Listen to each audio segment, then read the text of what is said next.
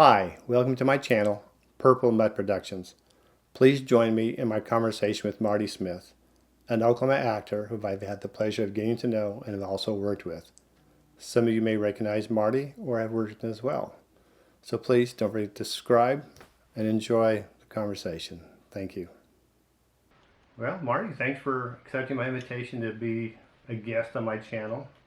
You're actually my first guest. Well, I'm glad to be here. Thanks for the invitation. We've had opportunity to talk. We had lunch the other day, and I think we've been together on a set. I'm trying to recall what set that was.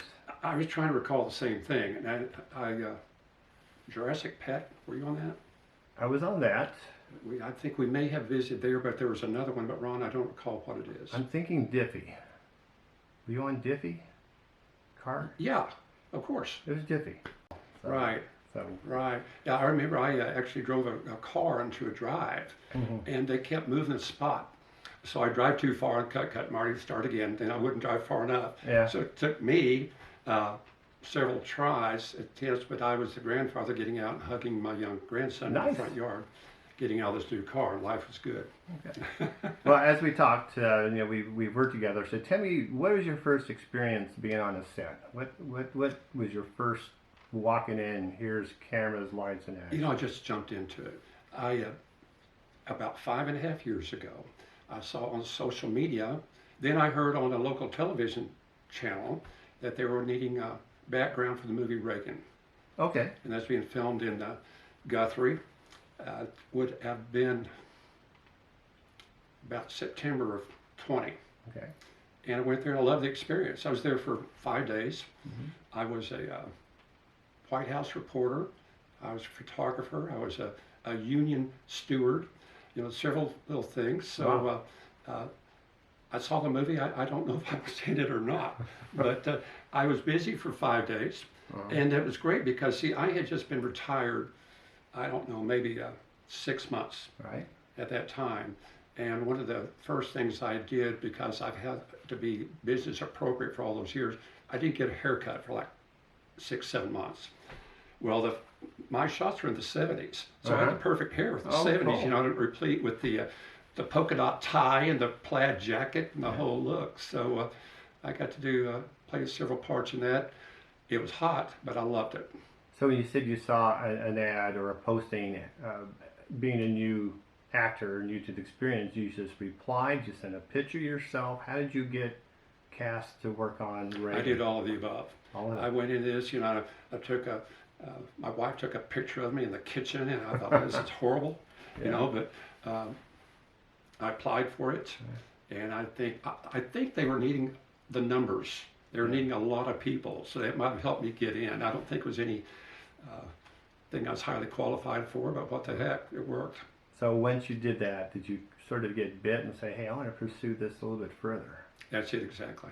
Yeah. That's it exactly. I kept looking for other parts and background, but that's about the time I started taking classes. And I thought, I want to do this. I need to do it the right way.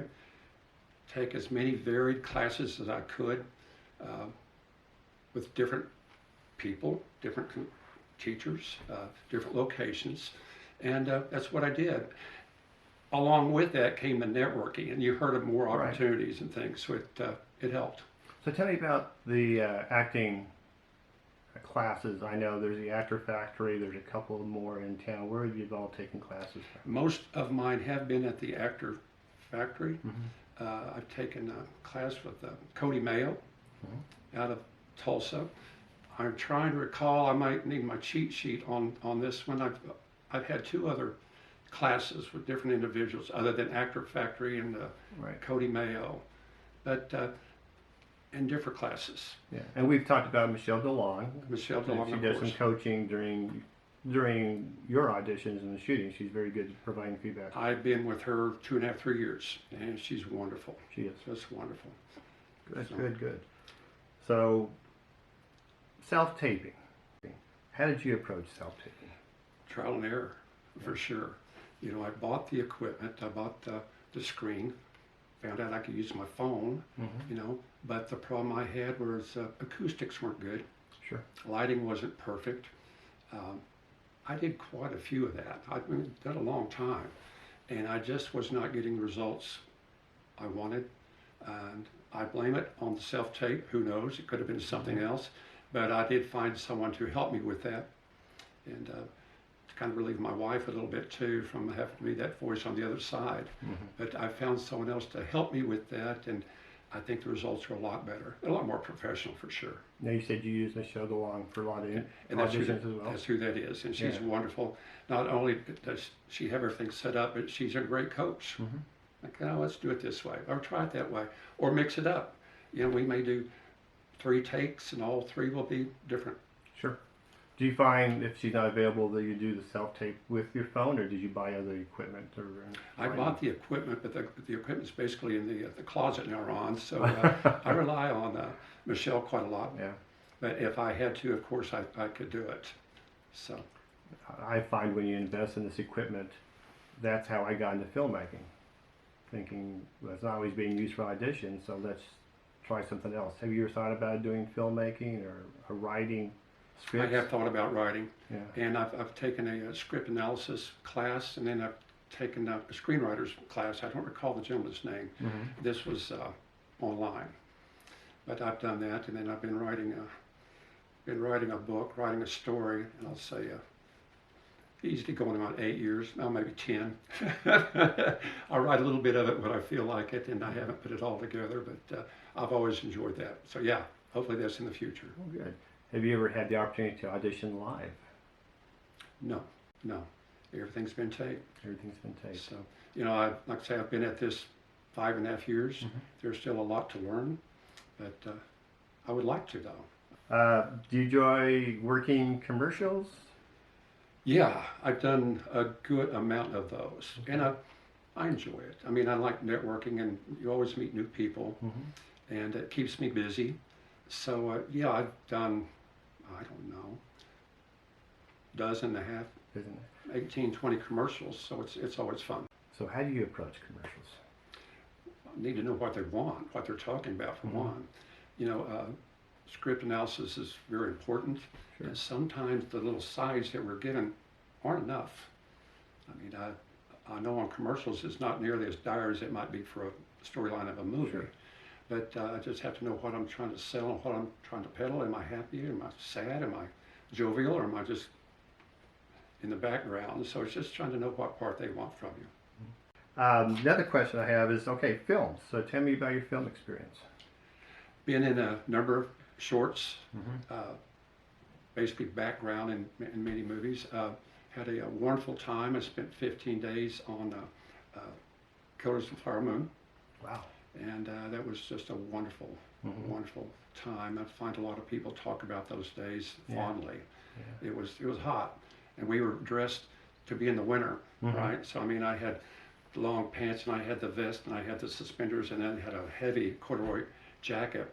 And this was in August and September, you know. But I just had a wonderful experience, and this was a big deal. I mean, this was a $200 million movie, and to see how this was done, of course, you've got Scorsese and Leonardo DiCaprio, right? You know, everyone there. So they're the best of the best, and had a wonderful time doing that for sure. It's a great experience. 15 days. That's quite a run. Yeah, I was on another film, American Underdog. It was starring Zach Levi, and it's the story about Kurt Warner, who was the football player, but his life story, how it came up, at least. And I was an assistant college football coach, and this was one long day. It was about, honestly, maybe a 17-hour day. Wow, started really early, and this was at the football field at Edmond North football field, and very cold. And we had a guy there. I'd say he's an assistant director, but he was a football coach, and you could tell he's this rough and tough football coach. And we did take after take after take because he wanted that right. The thing I thought was interesting about that, you know, you had Kurt Warner, Zach Levi playing Kurt Warner, and then you had 3 quarterbacks. And most of these athletes were former college players, some were arena players. Not all of them played football. They got some guys just because they were big and looked good in the uniform. But they did this scene where a middle linebacker would come through and it would crunch the quarterback, Zach Levi. But what they did, they had these other quarterbacks playing, and these defensive guys, the linebackers are going, we can't hold back. I mean, this is what we do. And they were really getting after those quarterbacks. So they knocked one quarterback out, and they sent another one in, and another one, then the other one would have to go back in. And what they would do is they'd say, okay, hold your spot. And they'd whistle Zach Levi in and say, okay, get to the bottom of the pile, slowly undo it. And they, okay, go back and let the backups do it. So it's kind of funny. That'd be fun. On some of the films, during acting classes, and we were always told to be respectful, not to talk to the well-known actors or ask for an autograph, Sure. and things like that. So tell me about your experience with stars. Have you been? Well, it's odd that I'd mentioned that Zach Levi because I was in another film that he had starred in, and that was the Unbreakable Boy, and I was his stand-in on that, which was a different thing. Oh yes. And I'll have to admit, I fudged on my height a little bit the other way. They wanted someone 6'2", 6'3", and I'm just a little taller than that. But my job was to emulate what he's doing and get a scene on all these indoor scenes. And had a wonderful experience. I was shot it all around Oklahoma City in a video arcade and different locations. But Zach came up, and this was around the time of COVID, and we bumped elbows. He said, let's give this a I really appreciate you being my stand-in on this. And I thought, that's really nice. He came up to me, so I thought, that's pretty cool. Yeah. So that's a great experience. Some of the other actors, I've chosen not to speak with them because I could tell they're busy. Their mind is somewhere else. And I was on several scenes with, say, Leonardo DiCaprio on a steam engine, but his mind was focused. He was at work. So I thought, I just don't want to be that guy. Yeah. And I saw others do it. I was like, maybe now's not the time. I've seen others do it. They broke the rule, would say something or ask for a photograph or something. So it's like... I did have a funny one on Reagan. I would say one of the roles I played was White House photographer. And the scene was Ronald Reagan. They were having the peace accord with Gorbachev. And who was the actor for Reagan? I'm trying to... Dennis Quaid. Dennis Quaid, thank you. And they reached across and shake hands, and I was at the end of the table with about 6 or 7 other photographers, and we were to jump up and start taking pictures. And they had everything. We had the vintage watches on. They were all set at 5 minutes after 3. All the clothing and all the vintage cameras. And there was one young woman that didn't have a camera. They said, we're trying to find a camera for you, but couldn't find a camera. And she was kind of sad about it. So I said, here, you can use my camera, because they're going to get another camera. You can use mine. So while we were rehearsing, Quaid would shake hands, and I'd get up and I'd go click, click, click with my hand, and he got tickled about it. He'd go click, click, click back at me, and I thought that was a lot of fun. The bad part is they never found the other camera, so I didn't make the scene. Oh, but no! At least she was but not making the scene, but having that kind of reaction from Dennis Quaid. I mean, that's priceless, right? He acknowledged you exist, and you made him laugh. It was funny. So it's funny. And that's, I mean, for me as an older actor, I mean, those are some of the experiences. I mean, it's not, we talked about this at lunch about, what's our end game? Is it, not so much fame, but how do you want to pursue our acting career, especially, at our ages, and we're both the same age. Yeah. In fact, I think tease our audience says, I think we went to the same high school together, but we didn't. But we seem to have so much in common. That's why I appreciate the fact that you agreed to come and do this. Yeah, well, I appreciate the opportunity, because I enjoy getting to know you more and more. Of course, you're really good at what you do, so appreciate you inviting me. Thank you. Well, let's talk about balancing acting and life. How do you balance your acting with other life priorities? I act for fun. I don't want to take this too seriously. If you want to be good at something, you need to be serious about it. Right. But I am not going to let it control my life. That's where I am. I'm retired, so I have time. I'm not working a part-time job, so I do have that freedom to do that. But everything I've done has been fun. I enjoy it. I appreciate the process. I was in sales and marketing, and it was a pretty straight-laced, button-down type of business, and I was in that for 40 years. So there's a lot of artistic types here, a lot of different people, a lot of people that are enjoyable to be around. So I'm enjoying this part of my life. And you let your hair grow after you retired. That's right. So that's a cool story. Yeah, I'm the same way. I mean, I retired 3 years ago, and it was one of those things where, okay, what's next? So kind of like you, I followed this path. Yeah, it was. I told my wife, I decided, I figured out what I want to do when I grow up. Yeah, And this is it. that is. I tell a lot of other friends who are getting ready to retire, and they have no idea what to do. And I'm not trying to steer them towards acting, but I say find something else you might be good at and enjoy, and do that, because you never would have that chance when you were working.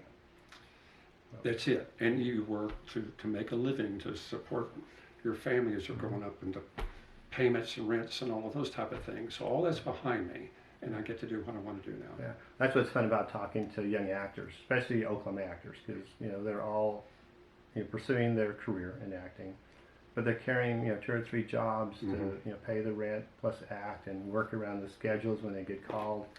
We have a luxury that they don't. So I really feel for them, but they're persistent.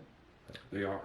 Do you have any upcoming projects? What's on the list? Not yet. I had one a couple weekends ago that was fun up in Sperry, Oklahoma, and I played it was for a pilot.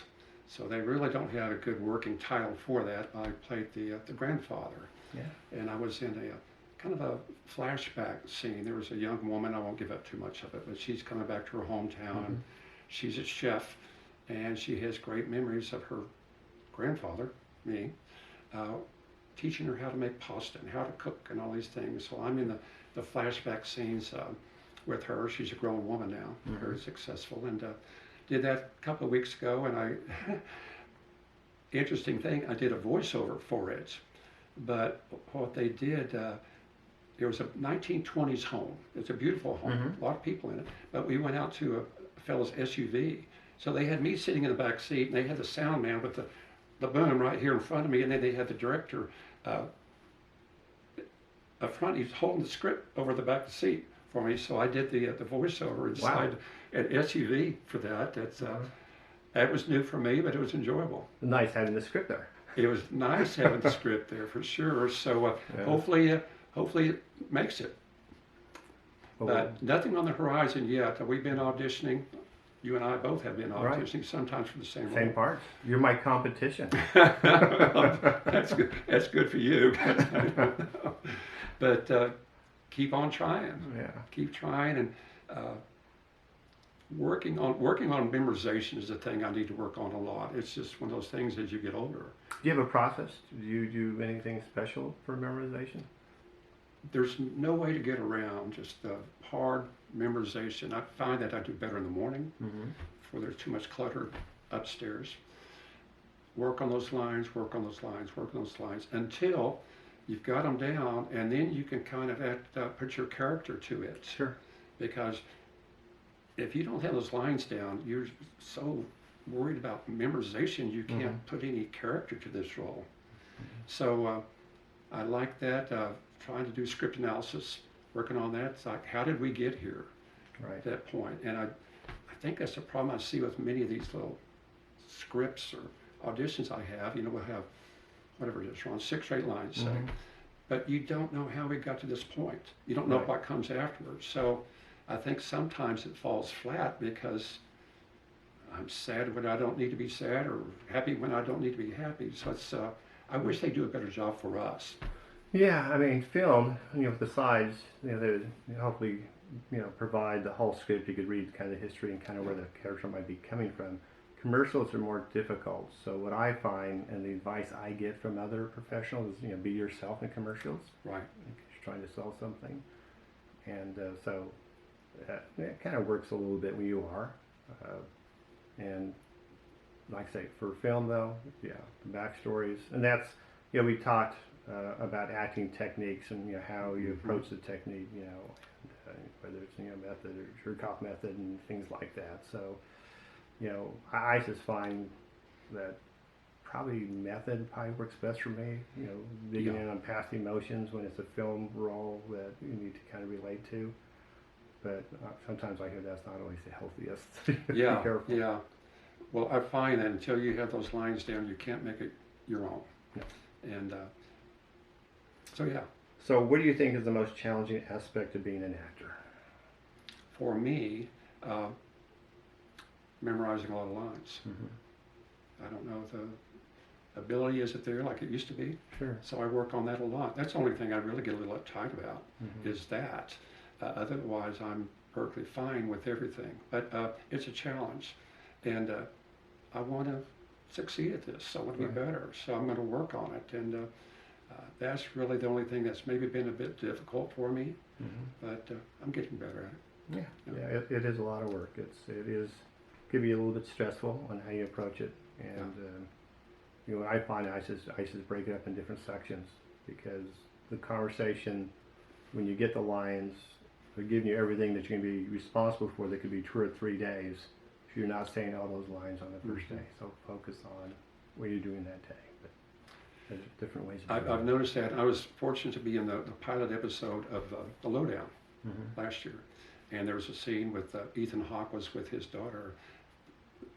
His ability for memorization for lines is just incredible. Yeah. And I think he's done some classical acting, though. He's been on stage. Sure. You know, not knowing he's done that with Othello or what he's done, but he can really memorize these lines. I'm going, wow, that's impressive. So. Do you ever get auditions for theater? No. No. No. Yeah. I've gotten some, but I've not pursued. Have you? Yeah. Big commitment. Big time commitment. 3 times, wonderful. Yeah. So anyway. You gonna do some more of that? I'm not sure. I'm really focusing on the film side. Mm-hmm. You know, commercials are fun. I mean, it for me, commercials, for no better word, it keeps you relevant. You're in a set. You're with other actors. You know, there's directors, and you're in that environment. So that is a very motivating thing to prepare you for the film side. Right. But film is fun. I kind of like you had different experiences with film, and you work all day or 2 days, and then you finally see the film. It's like, ow, they edited that part out. That's my favorite part. Why did they edit that out? I know. And, I learned to not say too much about my role to friends or family, because they'll watch it and go, where were you? Yeah, where were you? Where were you? Yeah. Well, I think now with probably friends and family that they know we've done this long enough that we probably were in there. Right. Somewhere in there, and this is what we do. So they're very forgiving about not seeing us. Well, that's all I have. I appreciate your time today, and keep us informed on future endeavors and what you're doing in the future. I will. I appreciate the opportunity. It's always good visiting with you anyway, so this is perfect. Yeah.